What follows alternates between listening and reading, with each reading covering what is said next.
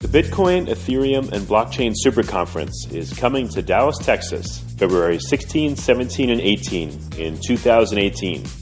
If you know of a better way to get the latest insider knowledge about crypto, to hear directly from the top minds in this field, to interact personally with 800 fellow crypto lovers, hodlers, investors, miners, traders, developers, and founders, then I'd like to hear about it.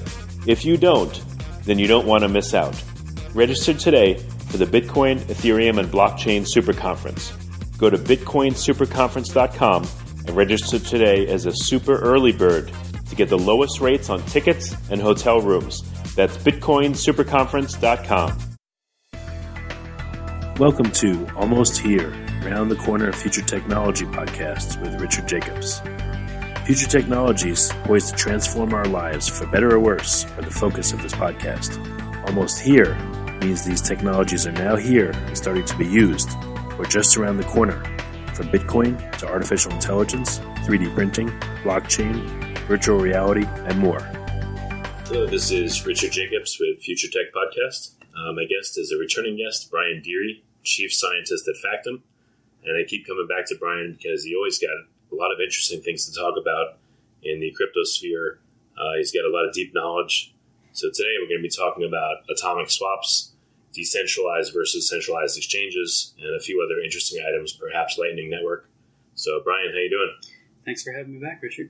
Yeah, good to see you. So first thing, let's jump right into exchanges, centralized versus decentralized. Sure. So there's been a lot of hype over the past week or so about atomic swaps, and there's probably a good reason why. So what, and who cares? The reason for this is decentralized exchanges. So let's talk about the biggest one, the biggest centralized exchange. So MTGOX is some people pronounce it MTGOX, but it was really there was nothing there.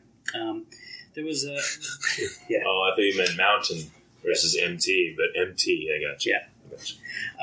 So there was a group that was burned by by Mt. Gox a while back, and they did some analysis on the blockchain to try and figure out what exactly happened with their coins.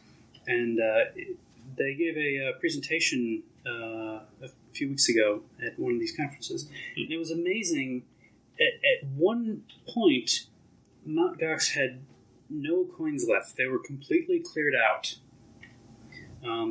Then at some other point, they put some into a paper wallet that Mark miraculously found while cleaning up a few months later. When you said they were empty, was it when they were doing business or after they had been hacked? Yes. So all their customer funds that they were storing on behalf of their customers were gone. Oh man! And so, it was basically I don't want to say Ponzi scheme, but it was a scam the entire time. Wow, really? Yeah. What should have been there in contrast? Any guess on the amount of Bitcoin that should have been there? Hundreds of thousands of Bitcoins were missing. Yeah. Wow. I always think in terms of today's dollars, but back then it was probably millions anyway. Yeah, maybe tens of thousands. There were various exchange rates at various times. Crazy. Okay. But it was also an amateur operation. No one really knew what this was going to turn into. But this is kind of an unfair comparison. Atomic swaps are crypto-to-crypto transactions. So comparing them to a fiat exchange is a bit unfair. So let's look at another exchange. So Poloniex is a big name, and they only do crypto-to-crypto. Back in March 2014, more than 12% of all the Bitcoins that they had on their exchange for customer funds were stolen. Did people know? Oh, yeah. Oh, okay. Yeah. They basically came out and put out a press release that said, all your coins are gone. and sorry, we're going to try and make it back. And sure enough, they did. They paid it back a few months later.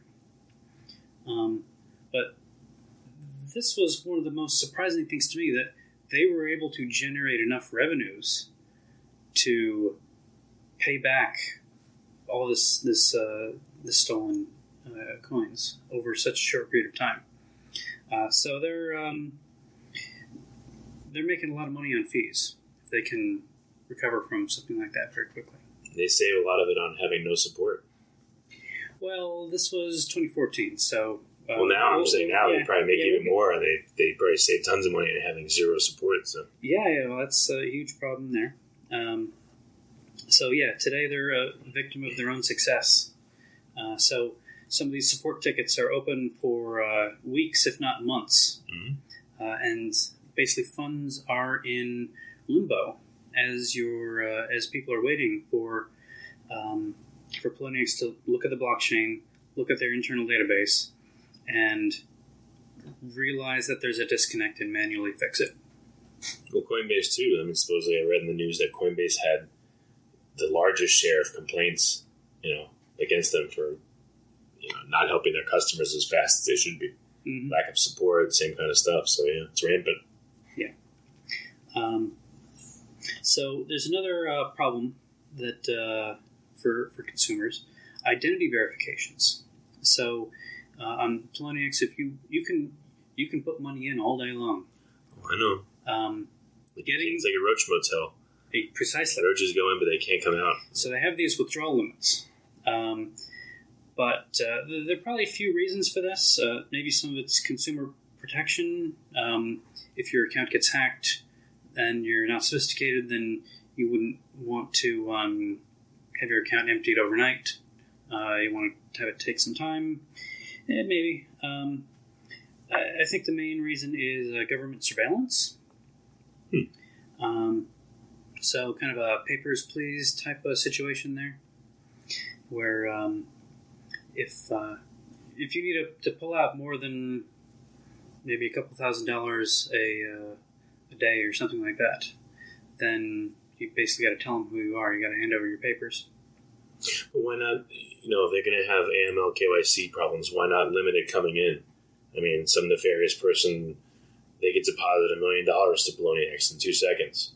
And it can come in. Yes, getting it out takes time and all that, but at least it can come in and out of other hands. Yeah. Well, this is kind of one of the problems with these cryptocurrencies, where you can't really stop people from sending you money. What you can do is not recognize that they sent it to you. I mean, this is what Poloniex does accidentally.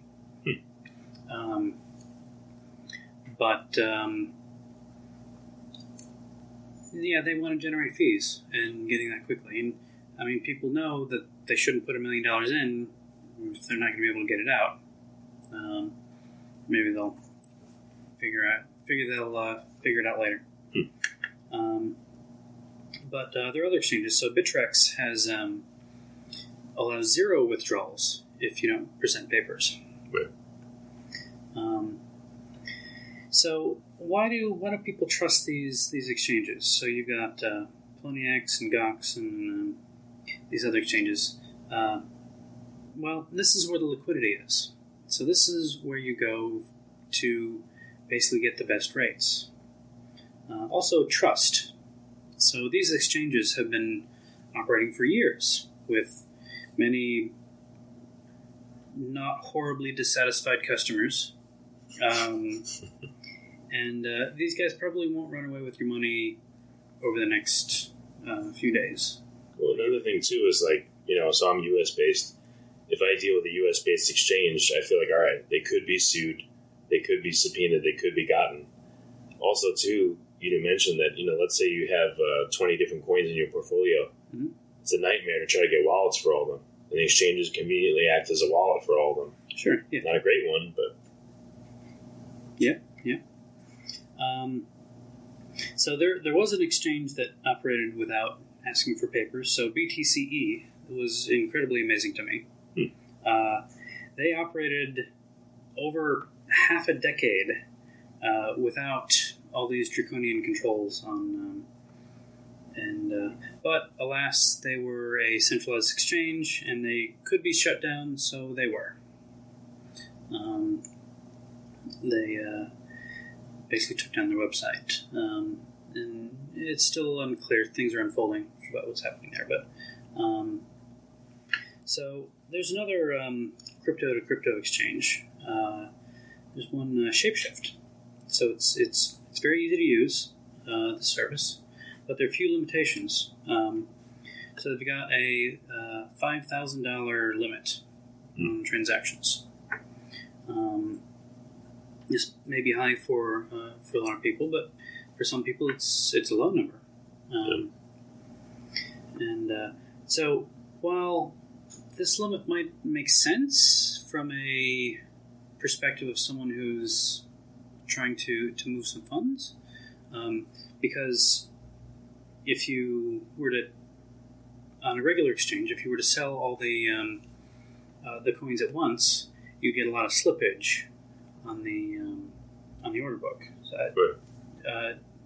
should we go into that with your listeners? Well, a little bit. I mean, the larger the trade size, the more orders on the other side it takes to fill it. Mm-hmm. So you'll get slippage, and you know, I want to sell, I don't know, Bitcoin at 4,000. I want to sell 20 Bitcoin at 4,000. That's a big order. You may have to have like 50 different people on the other side. I'll take 0.35. I'll take 0.78. But they'll take it at different prices. Mm-hmm. So your trade becomes, I sold this much of that much of this much of that. It's messy, and there's fees for all that, and it adds up. And so basically, the main point is you can't sell all of it at the spot price at once. You have to sell some of it for lower than the current price. Yeah, and a lot of coins, if you even a 1 BTC order size will move the market. So you'll pump the coin as you're buying, or if you sell it, you'll have to sell it, a whole bunch of price points. Mm. So liquidity is very important. Yeah. So maybe the $5,000 limit makes sense, even if you weren't obligated to it. But I mean, it's an obligation that you may not need or want. Well, one thing a lot of people may not know about ShapeShift is they are the buyer and they are the seller. Mm-hmm. So you're not just, people probably don't even think about it, but you use ShapeShift. Well, who's buying my Bitcoin and selling me Dash, for instance? It's them. Mm-hmm. So they have to have money in all their accounts, and they have to accommodate trades. They may not want to exhaust their BTC to Dash swap on one person. Mm-hmm. There may be other people. So there's a lot of reasons for it. Yeah. So to pay for all this, they claim that they charge 0.5%, but they're also making predictions about what the market's going to do over the next few minutes. So they probably are charging a little more than that when things are uncertain. You can only deal with them. I mean, to your point, you can't really deal with another person. No one else can come in and give you a better deal on your ShapeShift transaction. Or if there's a pair you want, mm-hmm. You may not have it. They may delist it. They may be so low volume that it's not worth it to them. So yeah, and who knows? They may have technical problems too. So ShapeShift got hacked a year or so ago, and the entire service stopped. It took them a while to bring the entire system back up, and also coins go up and down independently all the time for various reasons. And if you're relying on that, then tough luck. There's another thing that hasn't been talked about much, but political neutrality. So, is that an oxymoron? No. So, Eric was a party to the New York Agreement, and this was an agreement between business leaders to redefine what Bitcoin is on behalf of the business's users. And so he's getting a lot of flack these days for basically sticking to this agreement, even though there's a large amount of customers who aren't satisfied with the outcome of that. And so he may or may not list both forks of Bitcoin come November. Interesting. And I mean, it's totally up to him. It's his business. But basically, he is not being politically neutral if he doesn't offer both sides. Right. And this coming fork, at least the way that it's currently planned out, is going to be extremely messy. Yeah, what do you think is going to happen? Do you think the agreement will be abandoned as, now SegWit's here, it's starting to take effect, at least somewhat? Do you think by that point people may say, you know what, it's good enough, we're fine, and then abandon the agreement, or do you think it'll go forward? I don't know. I've seen a lot of activity for a community that loves Bitcoin Cash. I've seen a lot of activity for people that love Bitcoin Core. There doesn't seem to be a community besides the business community, the signatories to this agreement, that like SegWit 2x. What's interesting? I'm seeing no one talking about this. I don't know how many months ago people were screaming the mempool was full, transactions took forever, the fees were high.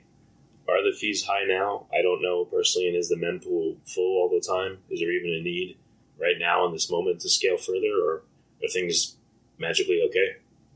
Well, so that's a good question. So there's something called induced demand, where if there's extra capacity, then it will get used. If you build it, they will come.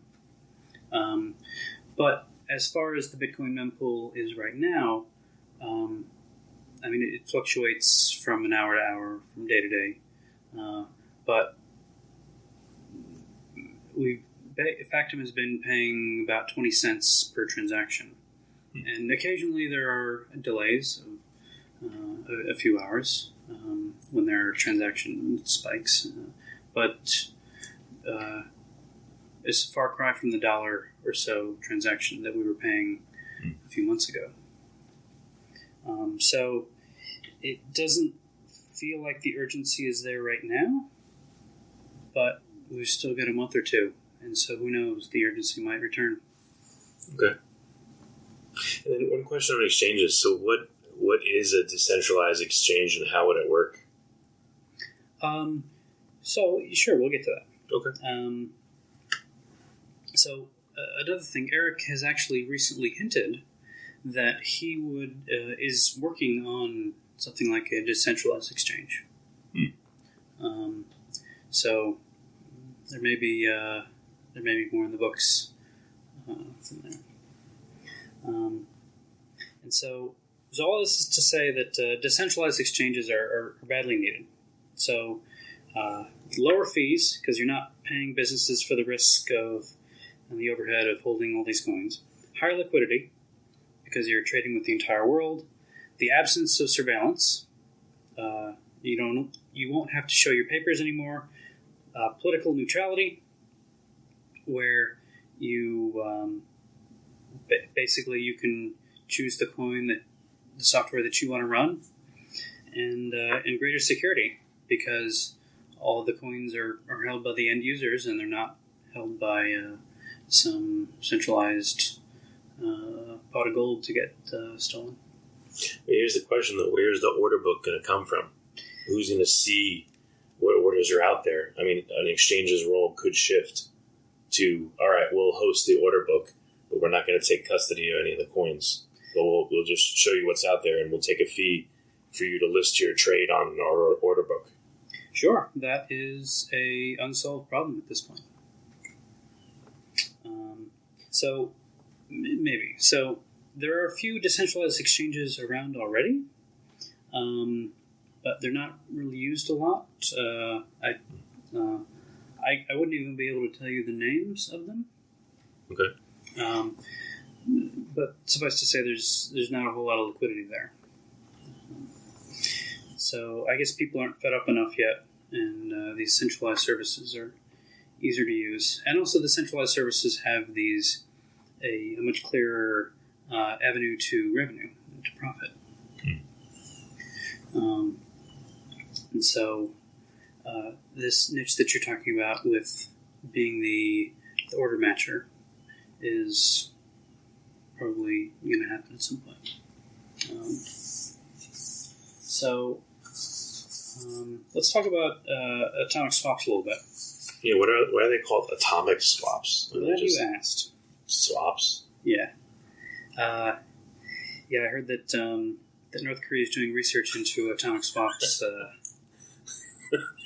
They have atomic swap capability, long range. Yeah, long range atomic swap capability.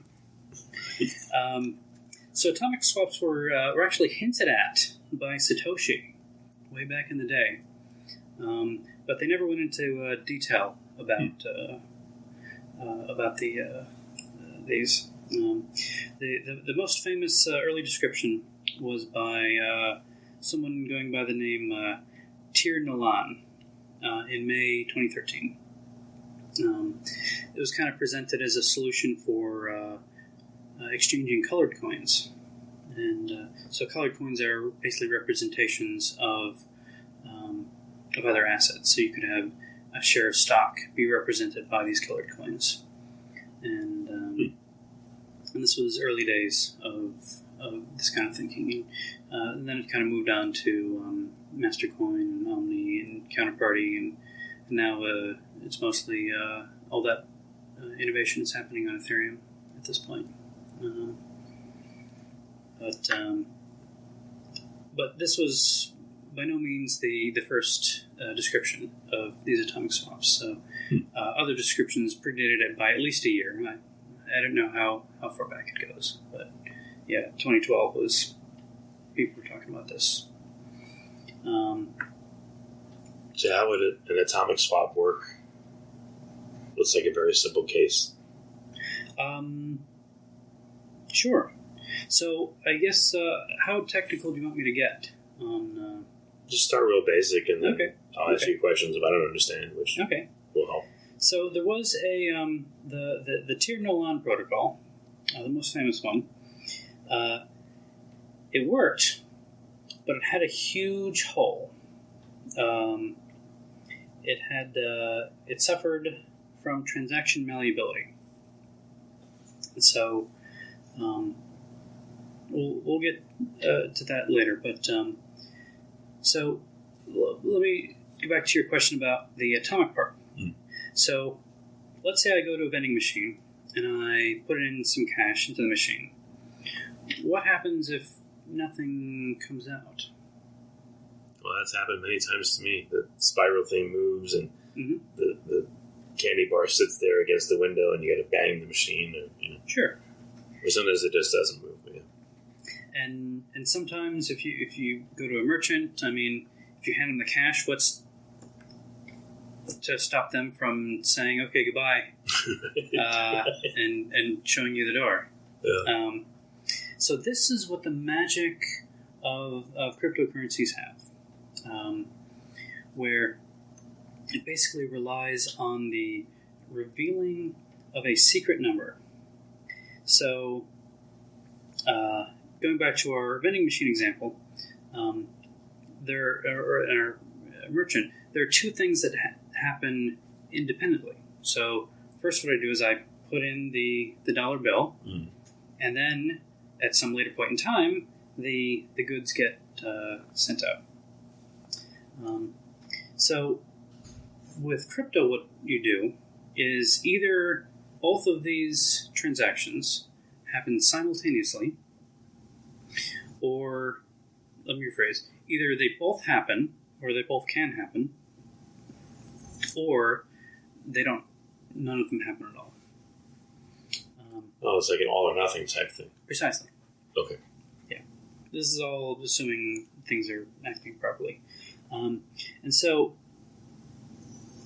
like in the vending machine in the example, when everyone is in agreement and things are happening normally, then it doesn't really matter if you don't really trust someone. What these atomic swap protocols, the value of these is that you don't have to trust the other party who is somewhere on the other side of the world, who you've never met and you'll never meet again. That's cool. To basically not only do half of the deal.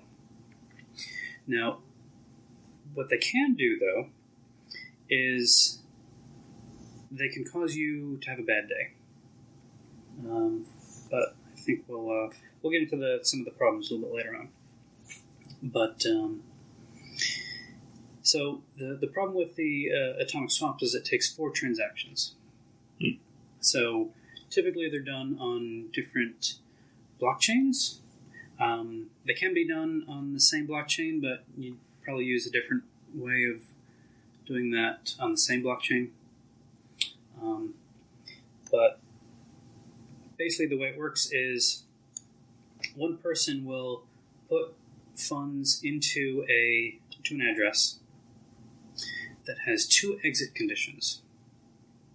The first exit condition is if a secret number is published on the blockchain and it's signed by the other person, then they can take the coins. Okay. The other condition is if enough time elapses, then I can get the coins back. Okay. And so that other person, what they would do is they would generate a secret number, keep it secret, give me the hash of that number. I would then basically put some money into this multi-sig style address, right. Multi-condition address. I would only do that after they did something similar. So they already knew the secret number, so they would do that on their blockchain. But the intended result of those coins would be going to me. Okay. And so those coins are basically locked up for some period of time. I'm confident that that if I put my coins out there, then only one of 2 things will happen. Either the other person will reveal the number. So I don't know this number at this point, but I've locked up money. But the other person has basically put a little piggy bank out there that said that I can have those coins in that piggy bank if I know this number. Right, okay. But they're not going to tell me. They're only going to tell me as they pull money towards themselves. Okay, I got you. Yeah. And so, if everything goes wrong, then after a period of time, the money goes back to the original people.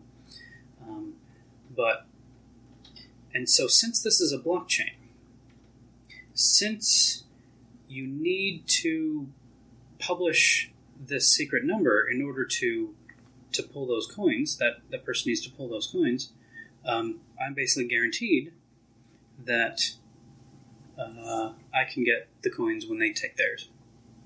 Oh, so the system won't allow me to put my coins into this multi-sig-esh address unless the secret number gets published to the blockchain? It won't allow you to take them. You can put the coins in the multi-sig, but you can't take them out. Okay. And so it's not really all that complicated or technical. But what's to prevent the other person from taking the coins from your wallet then? Or from your Well, this is kind of the magic of it. You've put this money out there for them to take, but in order for them to take it, they need to reveal the secret number to the piggy bank. Right, but the secret number revealer, they also have to put their coins into this. Yes, yeah. Like, I guess, instant type escrow type thing. Yeah. So the blockchain acts as escrow, essentially. Absolutely. Okay. Yeah. So they put their coins up there. If they don't reveal the secret number within a period of time, the whole transaction collapses and the money goes back to the parties? Well, it wouldn't do it automatically, but you would be able to give yourself a refund. Oh, but you'd have to go and do it. Yeah. And so there comes into edge cases where if the blockchain is full, then you may have to pay a high fee or things like that, which is annoying.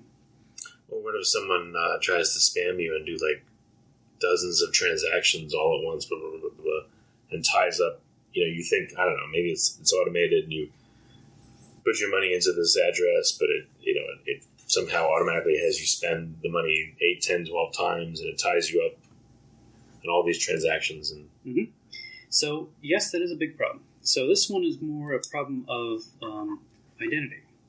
So someone can lock your money up for a day or however long this timeout period is. They can't steal the money, but they can ruin your day.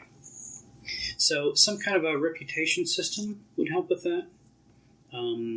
Not so much in the know your customer sense of reputation, but if someone is repeatedly doing these transactions over and over again, you can have some degree of confidence that they're not going to screw you over. Well, why not time this to like the confirmation time of the given blockchains in question? Like 6 confirmations, however long that takes. And then that's the time limit for the transaction to exist, so they can't hold your money for a whole day unless the blockchain's like horribly slow or something. Sure. And then it's not really their fault. Sure. So the shorter that timeout period is, so you remember that, so the other person gave me, the other person put the coins in that piggy bank, and if I don't open them in time, then that person gets them back. So I would be uncomfortable having a really, really short timeout on that piggy bank. Okay. And so I would want that other person to have those coins locked up for a day, which gives me time if something bad happens, for me to be able to recover, or if the blockchain got congested or something like that, for me to be able to take those coins without the other person also having the ability to refund them to themselves. But, so if that timeout period is too short, then yes, you're able to get your deposit back, basically. But it's also very dangerous where one party might end up with both sets of coins. Well, if it's too short, it favors one person. If it's too long, it favors the other person, it sounds like. So this is a sweet spot.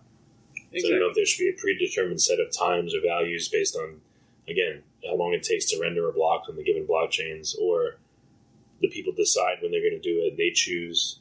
And keep in mind, this is only for when things are going wrong, that the atomic swap protections really come into practice. When people are cooperating, then everything can happen naturally. Another possibility, I haven't quite worked out how, but is that the person who you're dealing with can post a bond of some sort. And so if they do back out, or if they don't reveal that secret number, then they'll sacrifice some money, a small amount of money or something like that. So it sounds like a smart contract. Yes, I'm glad you said that. So smart contracts are basically every Bitcoin transaction is a smart contract. So this is one of the things that you realize once you start going down the rabbit hole, that every Bitcoin transaction, they're not accounts, they're not addresses. Each and every Bitcoin transaction is its own computer program that gets run.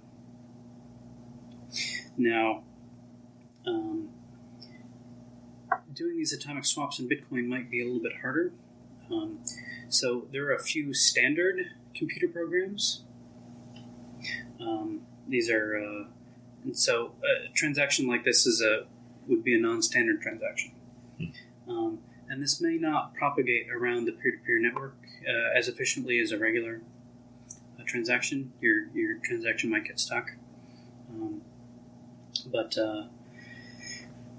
back in the day, there was a mining pool where you could basically take your transaction and submit it directly to them. And they would mine it into their block whenever they came around. They had about 5% of the hash power. And that pool was actually founded by Luke Jr., of all people. But they don't have any perceptible hash power at this point. I'm not sure if other pools have the service, so I don't know how easy these atomic swaps would be on Bitcoin. Well, the problem is, though, Bitcoin is still the reserve currency for fiat gateways, so it's got to work on Bitcoin. If not, it's kind of lame, you know? Yeah. It probably works. It's just probably slow. So maybe to go off on a little bit of a tangent. So the Tir-Nolan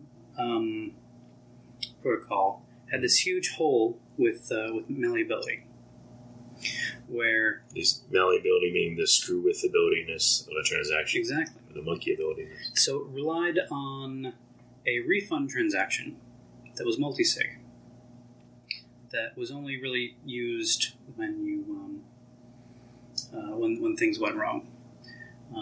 But the problem is that the transaction that you used to put it into the piggy bank, that could get malleated, which would invalidate that refund transaction. And so basically your money would be left in limbo. That if the other party disappeared, that money would be locked up forever, because you would need to have their cooperation to get your refund back after it got malleated. Gotcha. So this was a huge problem up until a year or so ago, where a new opcode, or new operations, not an opcode, something called Check Lock Time Verify came out. And this is what the new modern versions of Atomic Swap use. And it totally gets rid of this malleability hole. So how does it work? So it makes the scripts a lot cleaner. Basically, it makes it such that if you want to go down one execution path of the smart contract, then the lock time, the time where a transaction becomes valid, where it's invalid before this time, must be at or above some block height or some time. And so this is basically a way of making an address, a multi-sig style thing, where it can only be spent in a certain manner or to a certain person after a period in time. Do you remember all the past year or 2 years of this fighting over this 95% lock-in rate with the miners, and we were watching the 40% go up and down? Yeah. For SegWit? Yep. There was another miner activation signaling thing with a 95% threshold that went through no problem. Check lock time verify. So, 95% of the miners signed off on that in a fairly short period of time. There wasn't a whole lot of argument about it. It was obviously beneficial, and now it's a normal part of Bitcoin, and it's now closed a lot of holes, like this atomic swaps made those possible. So you can't have your cake and eat it too. So there are some drawbacks to these atomic swaps. Okay. So part of this is you have this unique number. And this unique number goes onto both blockchains. So if someone is trying to figure out which transactions are yours, so they can do coin tracing, where they're trying to figure out who owns what coins. Since it has these two unique numbers on both chains, now someone who's doing an investigation can compare across blockchains and basically track your funds as they go across. So this is actually not much different than ShapeShift. So not many people know this, but so you've been on the ShapeShift website, right? I've used ShapeShift a couple of times. Yeah. So have you seen the status bar where it's like popping up these new transactions that are happening all the time? I just focused on mine. No, okay. It's pending. It's here. We received it. You know. All right. So, in the background, they're actually publishing every trade that they make. Okay. They're publishing the amounts and the coins, and basically the time as well. The explanation that I heard was that the courts can't get all ornery if all this information is public anyway. They can't get a court order to get this information because, hey, it's already out there. And so blockchain analysis companies can keep track of all of the things that ShapeShift is doing and then eventually use it to track people. Right. But hopefully masked Merkle's abstract syntax trees is another technology coming down the pipeline. Okay. And hopefully this will introduce some privacy into these atomic swaps, where if people are cooperating and they don't have to go down the path of revealing the secret number, if they can do it with a multi-sig or something like that. At that point, some of this privacy will be reintroduced to atomic swaps. Question with atomic swaps, it sounds like they'd be a good use if you just use them on your own. You know, if I have a portfolio of 10 coins and, I want to go pay someone or invest in an ICO or whatever, and I need Ether, I've got Bitcoin, I don't want to have to go, buy and sell. I'd rather just go and change it and do the transaction myself. Can I do that with myself? I'm not sure. Maybe you're missing the point. So if you already have the Ether, then how would you right. get more Ether? I needed some counterparty to trade with. Yep. Okay. Yeah. Gotcha. And you trust yourself too, so there's no need to have all this cryptographic certainty. That's right. So there's some talk about Lightning doing atomic swaps, but that's far more complicated, and I don't really want to talk about that at this point. But these atomic swaps are probably done with larger transactions. So with Lightning, the value is locked in a channel. You can't really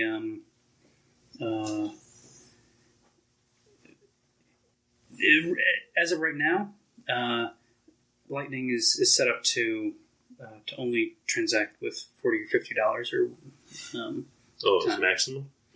It's kind of a protection built into the system. That's kind of a temporary thing. They can remove that later, but Lightning is just like the block size limit. Precisely, yeah.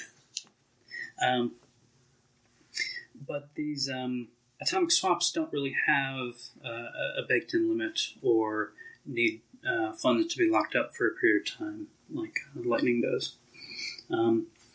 But atomic swaps are slow, though. They take several blocks to get your coins.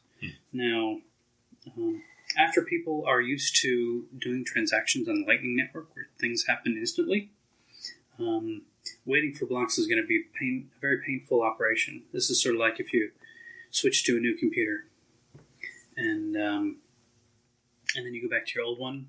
Oh, yeah, it's horrible. Yeah. Or you didn't notice it before, but now you do.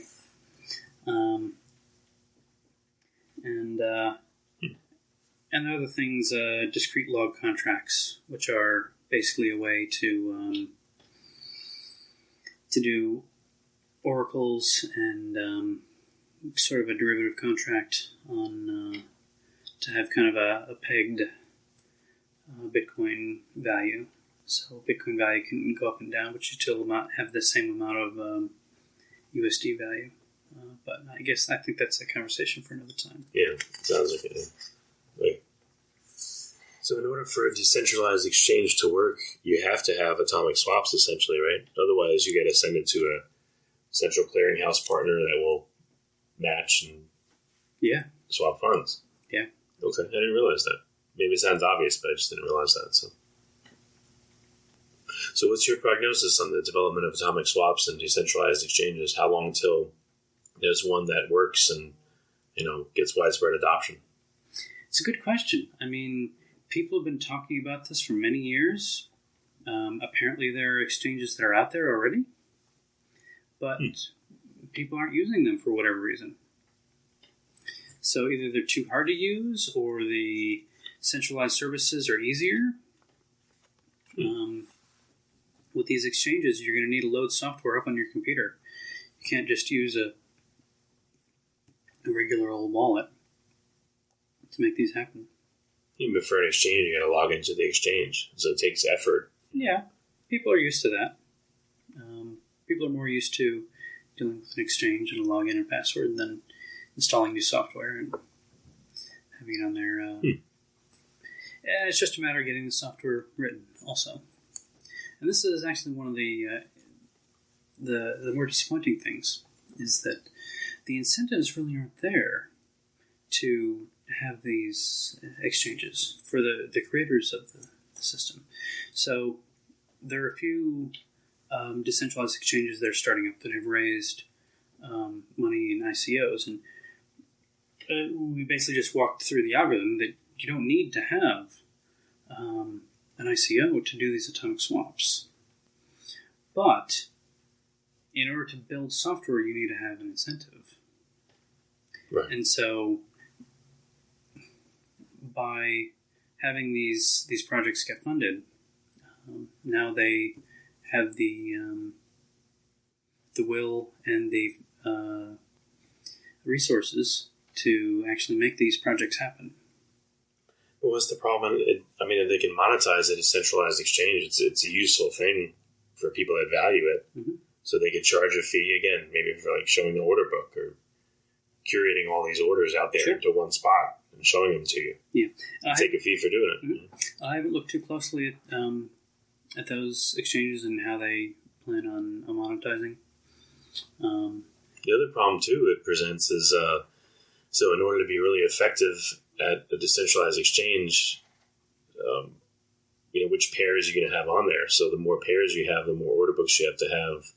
And if some of the order books are thin or non-existent, it's all and then wallets liquidity too. And then there's wallets. Yep. Both parties have to have the wallets they want. Yep. We need a universal wallet, like I've been saying. Yeah, well, it's sort of like Linux, how people have been saying we need a universal Linux, but you have different Linuxes for different use cases. You got Linux for your phone, you got Linux for your airplane, you've got Linux for your desktop, you've got Linux for your set-top box, and same with wallets. You're going to have different wallets that fill different needs. What about if you're just dealing with ERC20 tokens and you want to do swaps? Could you use the underlying Ether to, to somehow make it easier to do this?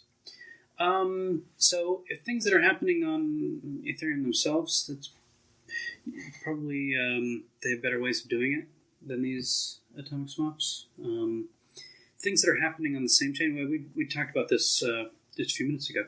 If you've got two transactions that are happening on the same chain, you could probably just combine the two transactions into one and basically turn it into a multisig. So both people need to sign this single transaction, and the single transaction then sends coins one way and sends another set of coins the other way.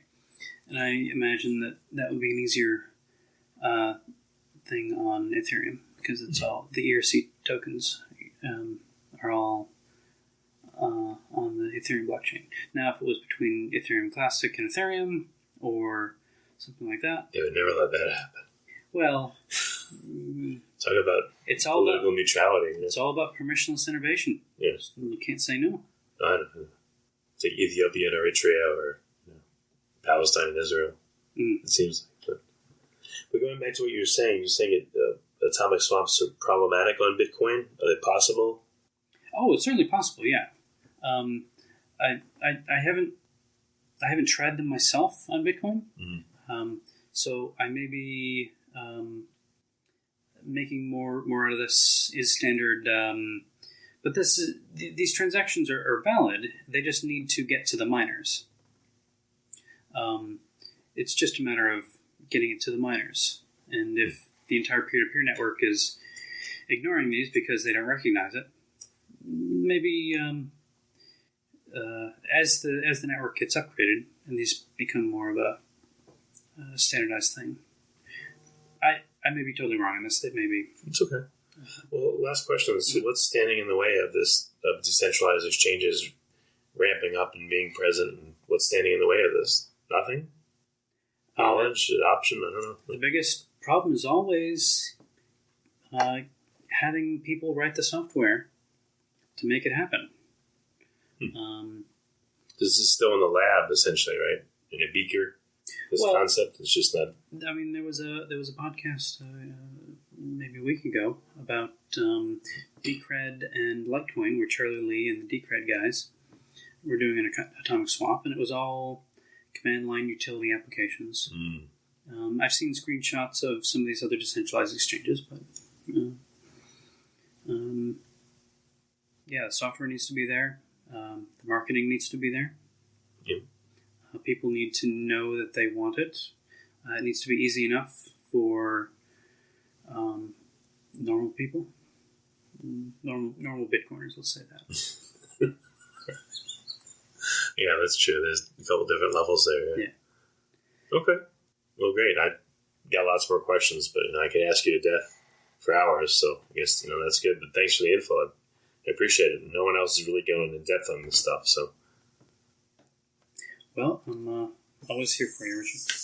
Thanks. The Bitcoin, Ethereum, and Blockchain Super Conference is coming to Dallas, Texas, February 16, 17, and 18 in 2018. If you know of a better way to get the latest insider knowledge about crypto, to hear directly from the top minds in this field, to interact personally with 800 fellow crypto lovers, hodlers, investors, miners, traders, developers, and founders, then I'd like to hear about it. If you don't, then you don't want to miss out. Register today for the Bitcoin, Ethereum, and Blockchain Super Conference. Go to bitcoinsuperconference.com and register today as a super early bird to get the lowest rates on tickets and hotel rooms. That's bitcoinsuperconference.com.